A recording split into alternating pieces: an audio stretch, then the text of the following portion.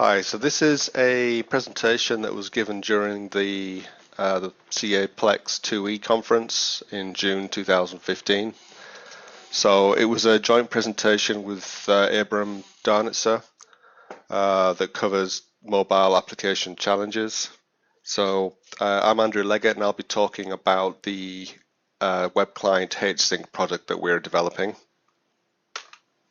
So first, we'll just take a look at CM1st's web solutions. First, we have WebClient, which provides a full desktop experience in a browser. So you can take your existing client-server application and run the front end in a browser so that the user can use it in the same way they would use a client-server application. WebClient Mobile uses the same technology but provides different screens that are more suited to mobile devices such as phones and tablets. And both these solutions provide access to all the server functions, so they are continually online. So whenever you say click a button or something, then you are talking to a server. So the difference with WebClient Hsync is that it provides offline application that can be run at any time. So it takes the information that's in your Plex model, generates a standalone application that you can run anytime you want, any place you are, and then you can synchronize any data entry at a later point. So it complements the other two products. So this is WebClient Hsync. So I'm just demonstrating an application that we can develop and we just generate straight from the Plex model. And I'll be going into more detail of how this is done. So why do we need an offline mobile application? Well, the first thing is availability. We have customers that have perhaps salespeople that are going out visiting their customers, and they want to be able to record orders, and they have to be able to enter the data and then synchronize it later. So if they are in an area where there's no Wi-Fi or they can't get connected for some reason, then that's no good to them. They need absolutely to be able to enter data at any time. So, typical situation where people would be using an offline application could be remote places like building sites, farms, traveling salespeople, drivers, people who inspect equipment. All these areas are places where you no longer have to be kind of cut off. You can now just record data while you're there, and then you would later send the information that you've recorded back to your main system, where it can be stored and processed. So when we were first asked about producing an offline solution, we were given a number of requirements. So it must work well on all mobile devices, such as Apple, Android, Windows Phone. Performance is important. The data must be stored on the device and it's persistent, so that if you turn the device off, it's still there. It would be ideal if we can use the device features such as the camera, GPS, etc. And importantly for data entry is that the data you enter is consistent with what is defined in the Plex model. So, for example, if you have a mandatory field defined in the model, then that should be a mandatory field in the offline application. Also, any references to other entities, the referential integrity should exist. So we put all those into the product. Also, because all our customers are different, we have to have the ability to be able to generate a customizable application, one that kind of suits what they are trying to achieve with their mobile application. And also, they need to be able to talk to the Plex functions when they are online, especially while they're synchronizing, so they can fetch data and send data to the main server. So the solution we came up with allows us to use the Sencha Touch JavaScript framework. So this is specifically designed for mobile applications, and you can integrate it with PhoneGap or Cordova, which allow it to access the device functions, as I said, such as a camera, and it runs on all platforms. So really, once you've generated your Sencha Touch application, it's just a matter of packaging it for the different platforms. The only way we could really offer full flexibility and full customization was to have a template solution, which allows you to insert the information from your Plex model into a JavaScript template, and then there is various constructs within that templating that provide a lot of useful customization for the way that your application works. To retrieve the information from your Plex model, we're using metacode. So I'll be demonstrating that, how the patterns work. Really, you don't have to worry about that. You just need to inherit, generate, and Hsync takes care of everything else. And then finally, we need web services, which is a service that runs on a web server that allows the mobile application to talk to your Plex server, so that you can call your Plex functions when you're online. So the default application that we've created for Hsync provides all the basics for data entry. So it's a Sencha Touch application. So as I said, it'll be deployed in any platform, and it provides basic data entry, and I'd say it's the same functionality that you would get from the edit dialog. So if you were just setting up inheritance in Plex and you had an edit dialog with no added action diagram code, then that would provide the ability for checking for mandatory fields, making sure you don't create two records with the same key, making sure that referential integrity is enforced, protecting key fields when you're editing. All that functionality can just be generated straight from your Plex model.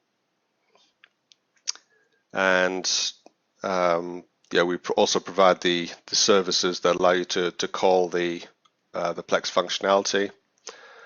Finally, we also provide a mechanism to allow you to have customized navigation. So on a certain screen, you can add custom buttons that can take you to other screens elsewhere in the application. So Hsync itself has several components. There's the Hsync group model, which provides just the basic entities and functions that you need to get going. Of course, you need your Plex model, so you would just attach Hsync as a library, set up your inheritance, generate the appropriate functions, and you're ready to go. There's the template files itself, which allow you to create the output files. And again, I'll be looking into more detail in those. There's a Hsync services, which is a servlet that talks to the Plex runtime. And finally, you need Eclipse, an Eclipse workspace to kind of bring all these together and give you an environment to work and deploy from. So the group model is pretty simple. We have the application and entity, which is gives you the ability to group various functions to various entities together to perform a mobile application. So, for example, in your model, you may have let's say order processing area. You may have product maintenance as one area, and you may have accounting as another area. What you can do is you can group the related entities to each of those and create a separate application for each. So it's just a matter of just setting up an entity, adding comprises triples for all the entities you want to include in that application, and an entity can belong to more than one application. And then you have the entities themselves that are going to be included. So you have your template, the template generator entity. You just need to inherit from these. And then we have the abilities, which provide specific functionality that you can turn on and off for each entity. So, for example, if you want to have the ability to add new records, but you don't want them to be able to delete records, then there are abilities you can inherit from, and I'll demonstrate that in a minute. And finally, you just have the generator utilities, which read the template files and call the appropriate functions to populate those templates. So to set up your Plex model, Hsync is designed for minimum impact, meaning that if you have an existing Plex model, you can just set up the inheritance and it will not affect any of your existing functions or views or any other objects. So first you create your application entity and you just inherit from the offline, and then for each entity you want to include, you inherit from template generator entity. You add your comprises triples, so this tells Hsync that these are all grouped together, and then you set up your inheritance from the ability entities. So I'm just going to take you into Plex just to show a sample of what this looks like. So I have my Hsync delivery application. I inherit from the offline, and I comprise all these entities that I want to include. And each one of these, I'll go down and these all inherit from the template generator entity. But I've also added various abilities. So for example, this ability menu item will allow it to show up in a side menu.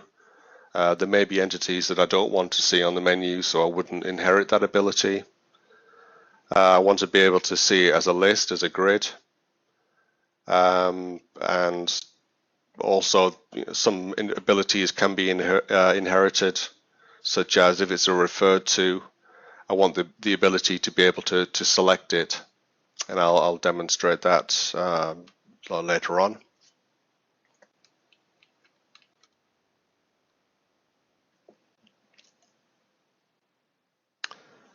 So once you've got your inheritance set up, you set your configuration to generate for Java client.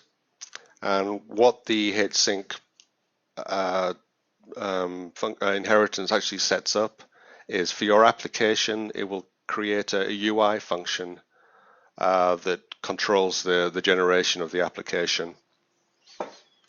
So well, I've got the actual application that's created. So this is just a Plex generated application, We have a number of settings here. So I can set the name of the application. So this is for Sencha Touch. It just needs to prefix all the objects with this. There's the title that you can display on the main screen. There's a package required. So when you're calling the functions in your Plex model, it needs to know which package they belong to. And then you have your information for your server. So, whether it's HTTP, HTTPS, the server name, the port number, and what the server's name is. So once you've got those set up, and I'll just go back one step. These are all set up in the OB client properties. So if you're happy with a certain set of those settings, you just set them up here, and when you run the application, it will pick these up. So the other information that's important is the template source folder. So this is where it's going to find the templates, and then your output files, where everything gets written to. So once you have everything set up, you can just click generate application, and it'll run, and it will create these output files.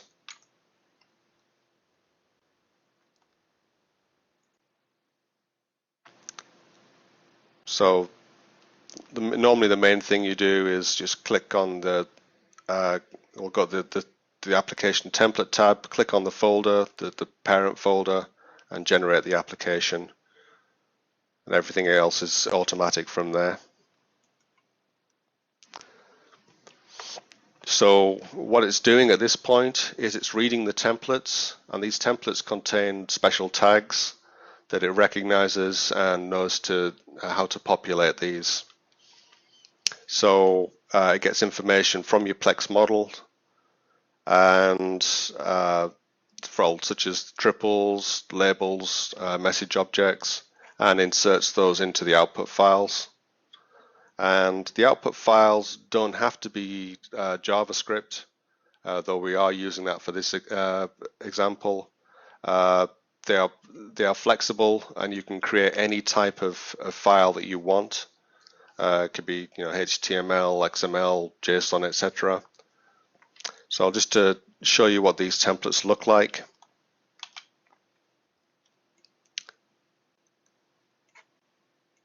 So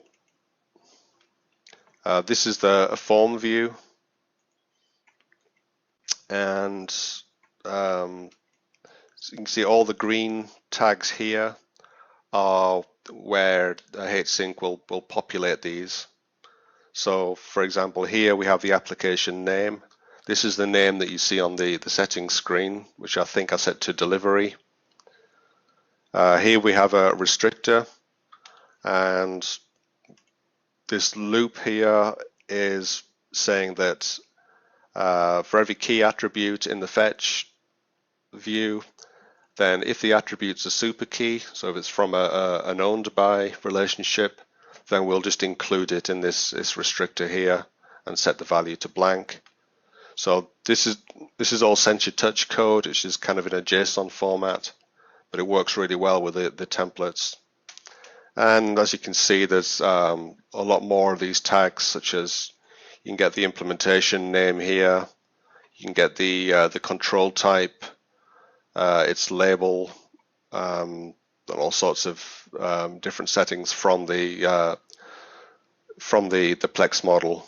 So for example here, if it's mandatory, so if you have let's say entity has field optionality mandatory, then it will generate this required true for that particular attribute that's currently being processed. So the output file, so say something like the delivery form. So this is what it looks like. So here, anywhere where it had the application name, it puts in delivery. Get the name of the application, and This is the output code. So as you can see, you can generate some quite complex information. Here we have a combo box, and it shows you all the values for that combo box, and this is all just pulled from the Plex model. So I'll be running this application in a few minutes just to show you how everything fits together. So the tags provide different abilities. So you can have attributes which just generate a single value, such as entity name, attribute.implementation name, and field length, attribute.field length. So you can get that information. Then you also have loops. So you can say for each application entity, so it's going to process every entity in the application, or you could have for every attribute within a view, or for every key attribute. There's a number of different loops you can use. You can set up conditions. So here we have, if the length is greater than or equal to 32, we can do something, treat it differently. So for example, for text fields, if the length, we have some code in there to say if the length is more than 60 characters, we'll use a multi-line text control, and if it's less than that, then we'll just use a regular single line text control. So you can sort of dynamically generate different controls with these conditions. And also with the conditions, this is what we do with the abilities. So for example, you can check to see if you have read-only ability, and if you do, then you would not generate the update functionality. And finally, we have modifiers which you can attach to the attributes. So this colon upper would just format the entity name, in this case in uppercase. We have other modifiers. So for example, one called var name, which will format the attribute as a variable. So if we're generating a JavaScript variable, we don't allow spaces in there. So if you've got a field in your Plex model called customer space name, then if you use the var name modifier, it'll show it as customer underscore name. Another similar modifier is for camel case, which we just have it, well, it's just called camel, and that would display it as customer name, but the C and the N would be displayed in uppercase. So this is typically a template, and this is some JavaScript code here where we set the restriction to just set the parent keys, that is anything from an owned by relationship. We're going to set them from a different variable, and then we're going to set them read-only so they can't be modified. So we say for every key attribute, if it's a super key, then generate this code in here. And here we'll have the var name modifier, and then the output will look like this.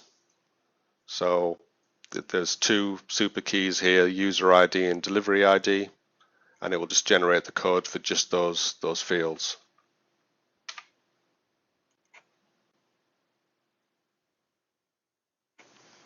So with abilities, you can control behavior. So they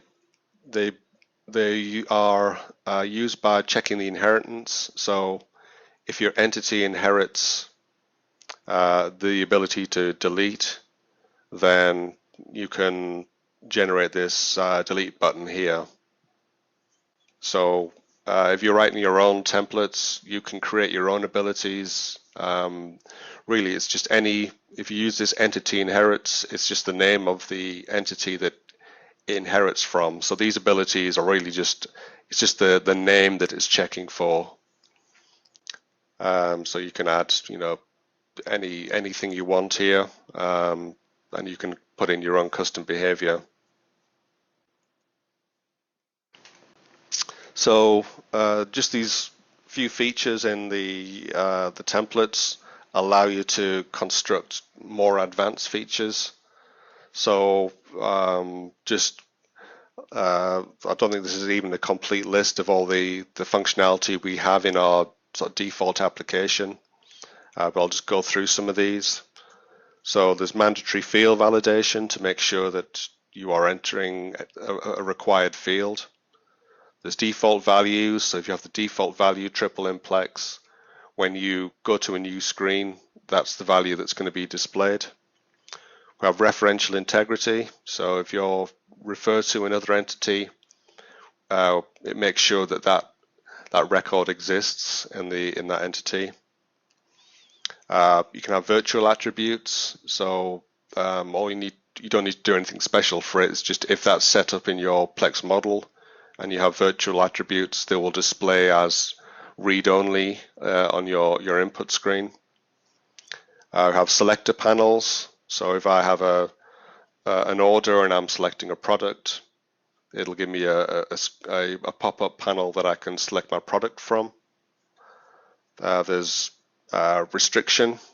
So if I select order 123, I can see all the order lines just for that order. Then there's menus, have editable grids that allow you to enter data of several rows at a time. Filtered grids that allow you to set up filters for specific fields. There's grid formatting, which allow you to provide your own HTML for each row. And this is just a feature of Sencha Touch that we've taken advantage of, and I'll demonstrate that in a minute.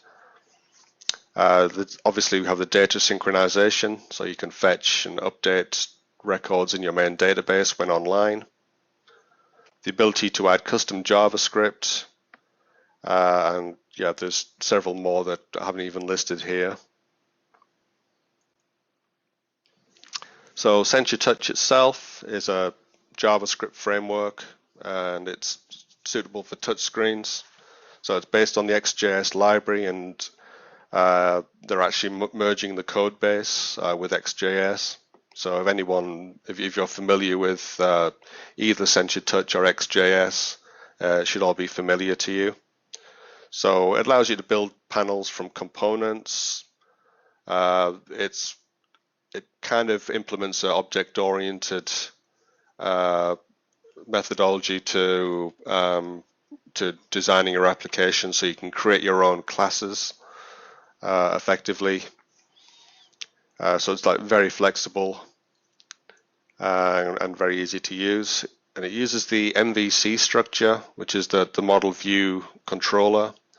So what we've done is we've set up that structure within the application, and then within the templates, and then the application you generate will conform to MVC. And then you can, once you have your final application, you can package it with Cordova or PhoneGap, or even use Sencha Space, which is their new product, which allows you to have I guess a host application that will host several other applications, and that allows you to dynamically update those applications on your device without having to go through the App Store, and also allows you to share information between the different apps, all running with Sencha Space.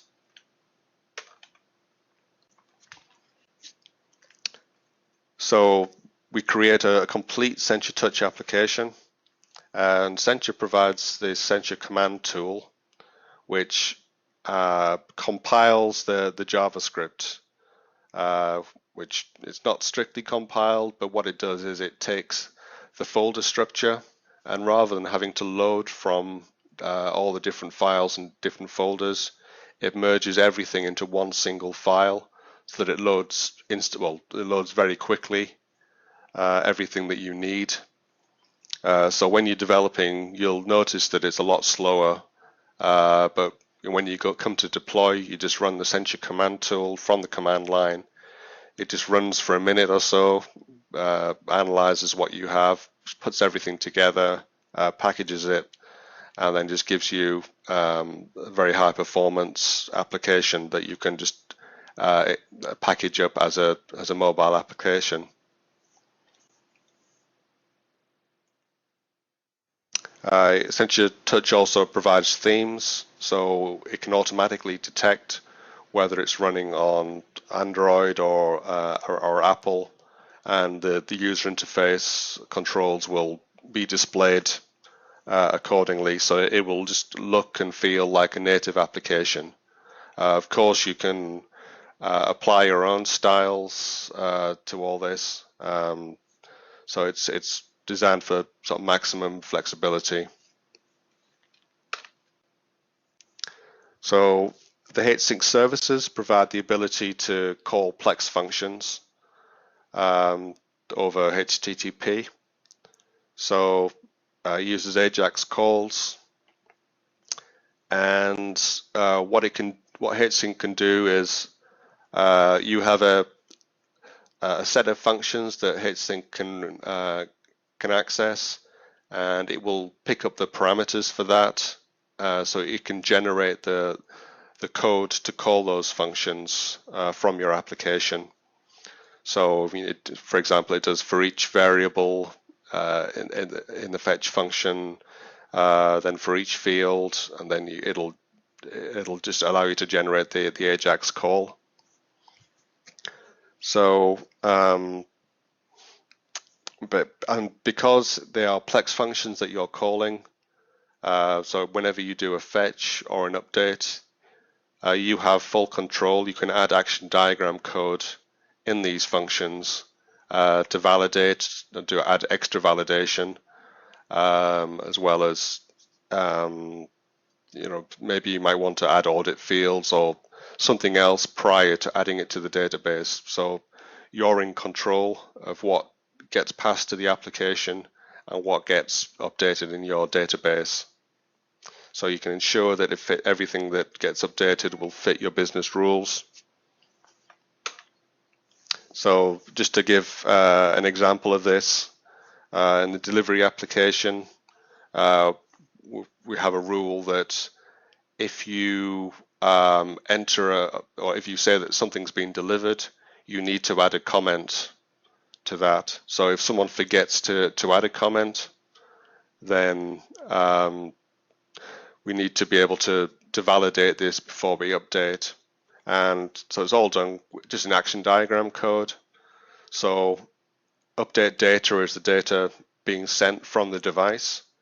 So we just say, if it's set to yes, or delivered flag is set to yes, and the comment's blank, then we just send a message, and this gets sent back to the application, and it will refuse to update those until you've fixed that data. So, as I said, you're in control of what gets updated to your database. So I'll just give you a little walkthrough of the application we've generated. So this is just a simple application that Abram set up for the workshop. So it's just got orders, deliveries, products, users, a few other entities like that. We just set up the inheritance for Hsync, generated the application from here, and this is the output Sencha Touch that it's generated. So this is the actual output code. So we published it on Tomcat, and this is the synchronization screen. So here I see all the entities that I have in my application. I can select which ones I want to include, or select all of them. It shows me how many records I have, and any operations that are kind of pending being updated. So I can either upload my changes to the server, which would go through and call the update functions, or I can download any data changes that have occurred since I last synchronized onto my device. So here we have an editable grid. So I can just go in and make changes here to multiple rows at once and update that. I have,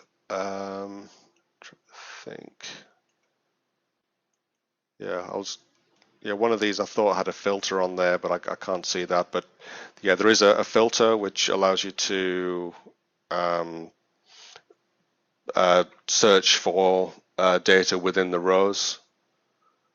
Here on the product, we have a custom row template, so you can control how this appears, and this is done in Plex for the by using a message object here called grid template, and this allows us to use HTML, and this will get what we see here will get included in the output files.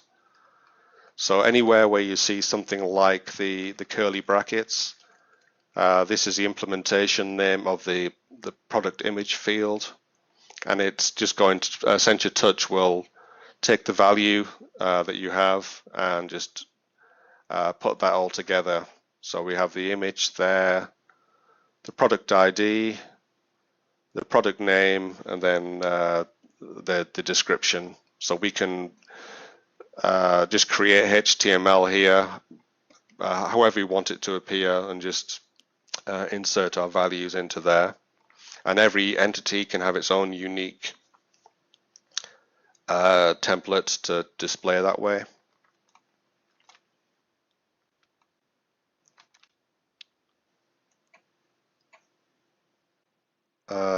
We have sort of the ability to drill down and enter data.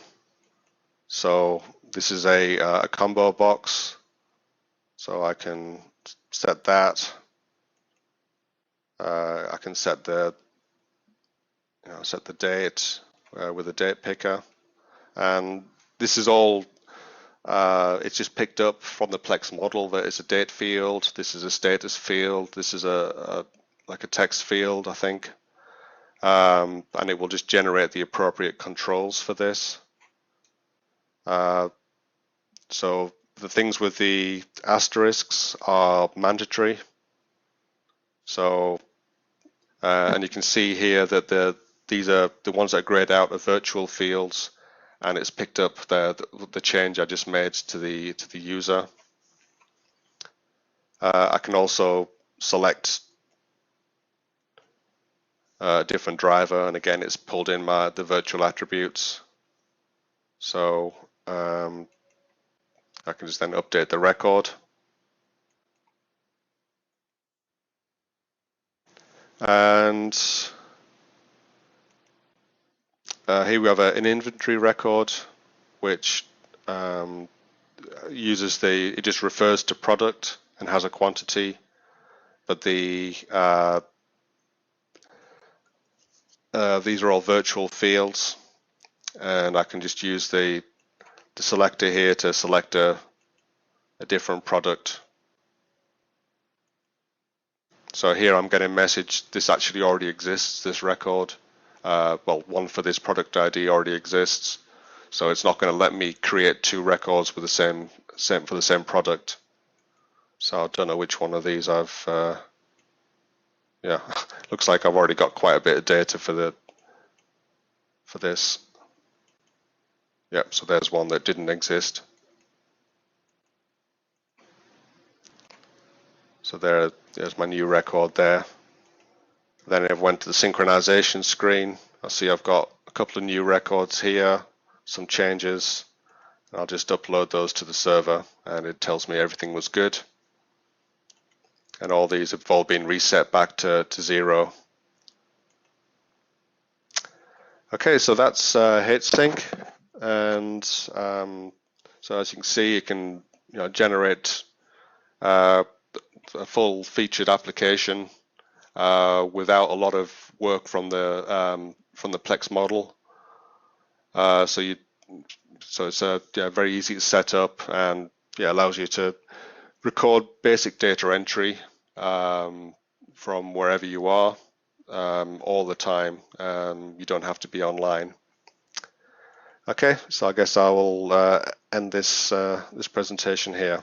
Okay, thanks a lot. Okay, bye.